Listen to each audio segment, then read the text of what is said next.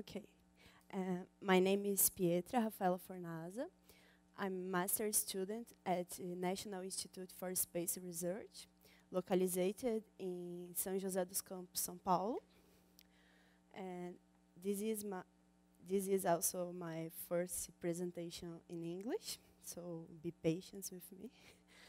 And my advisor is César Augusto Costa. He's part of the LIGO scientific collaboration. And my work is about study of the relationship between primordial black holes and the gravitational waves detected by LIGO. My presentation is divided in 3 topics. I will talk about introduction, project, and preliminary results.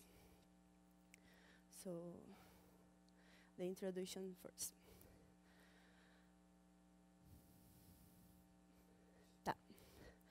Gravitational radiation was previewed Einstein's theory of general relativity as an ondulatory solution for its field equations.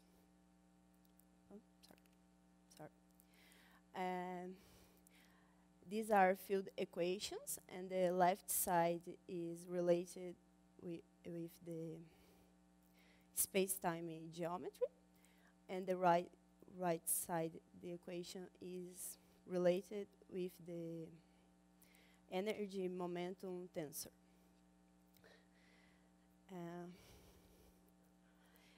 By making a weak field approximation and using the appropriate gauge, we can find the ondulatory solution, like this. So, gravitational waves are generated by accelerated masses. The main source of detectable gravitational waves would be the coalescence of binary system formed by neutron stars or black holes. These pictures shows the coalescence of compact objects. This is a spiral, merge, and ring down. Only in 2015, the existence of gravitational waves are proved observationally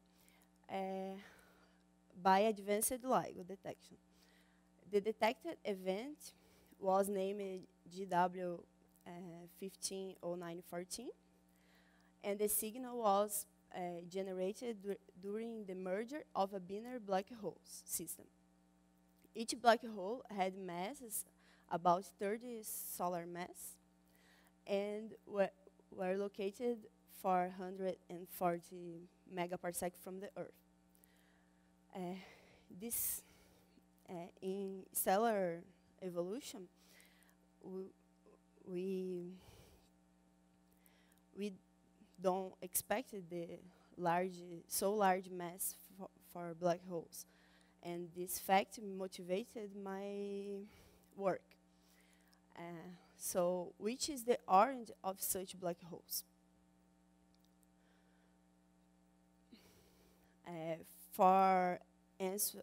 To try to answer this question, we use the Affleck-Dine model.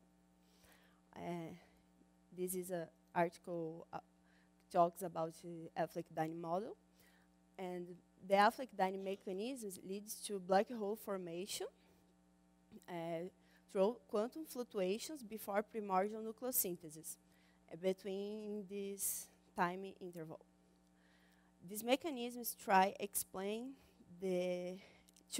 baryogenesis during inflationary period, as well the asymmetry between matter and antimatter in the universe.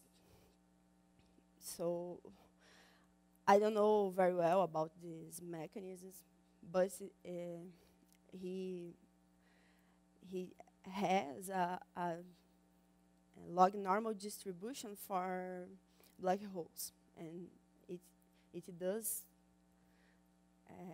we does, we do the mass distribution. So the project. The main goal of this work is to investigate two possibilities relationship between the black holes detected by LIGO and the primordial black holes, and how much they can account for dark matter. We use those articles as a standard for our research. I think you know this article. And the other article is one article shows the Affleck dyne like to explain the black holes detected by LIGO. So, solving puzzles of GW150914 by primordial black holes.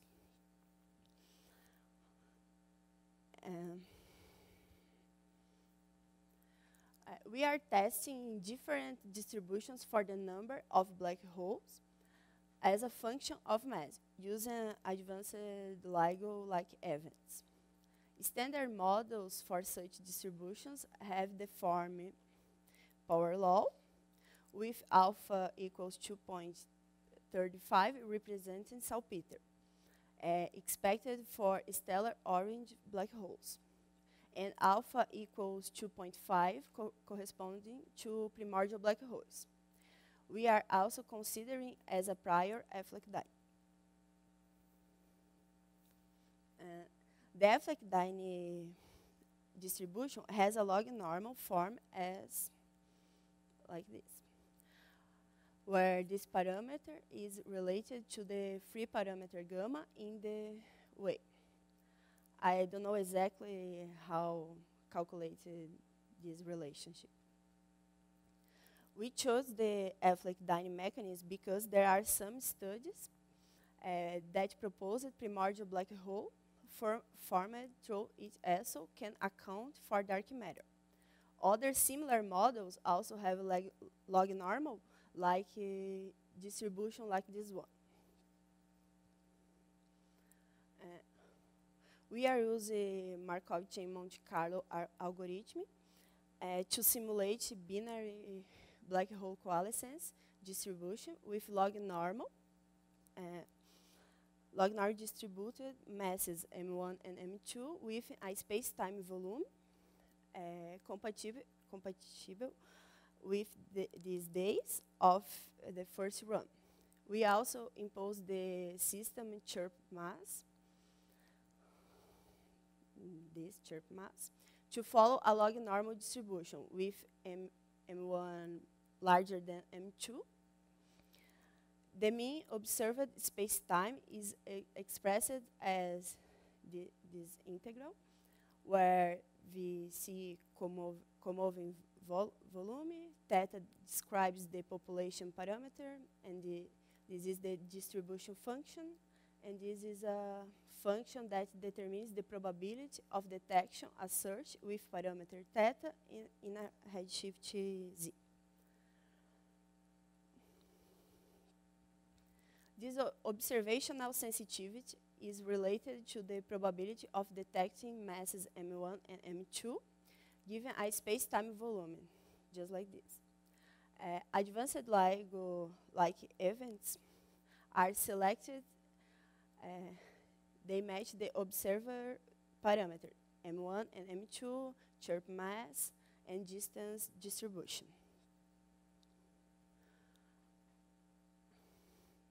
So this picture shows the probability of detecting M2 and M1 within space-time volume detected by LIGO. In this region is M1 plus M2 more than 100 solar mass. So we disconsidered these black holes bigger than 100 solar mass. And this region shows the probability about the values detected by LIGO. So, in order to determine the posterior, we adopt as prior for the power law, like this, and for the Affleck-Dine distribution, this. And we did a cut off in 5 solar masses and 100 solar masses. And then we did a Bayesian analysis. Other speakers talking about this. And so we have these equations. And finally, we find this expression where beta is the integral taking over all allowed masses, and the set of data reproducing detected first run like triggers is shown in the figure below. So in our simulation, we can find the first detection and the second detection. The detection which disconsiderate because the significance statistic. So, preliminary results. The posterior of number of black holes as a function of mass for both models can be observed below. This is a Affleck-Dine and power law. In this point, corresponding to 30 solar masses.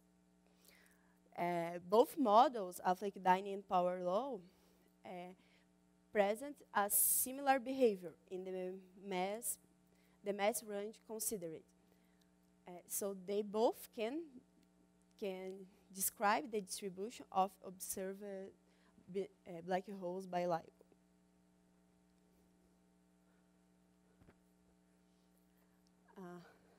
The found rates with 90% confidence is this for the power law model and this for the Affleck-Dine model. These results are consistent with the first run, and results for a probability point for expected value closer to 2.5, which still corroborate with the hypothesis primordial black hole. And the next step in my research is to calculate the likelihood ratio for between both models and extend the analysis for more advanced LIGO searches. From that, we will analyze the contribution of those black holes and to dark matter amount in the universe, if the best model is primordial black hole. So, conclusions. I don't have any conclusions yet. So, that's it. Thanks for the attention.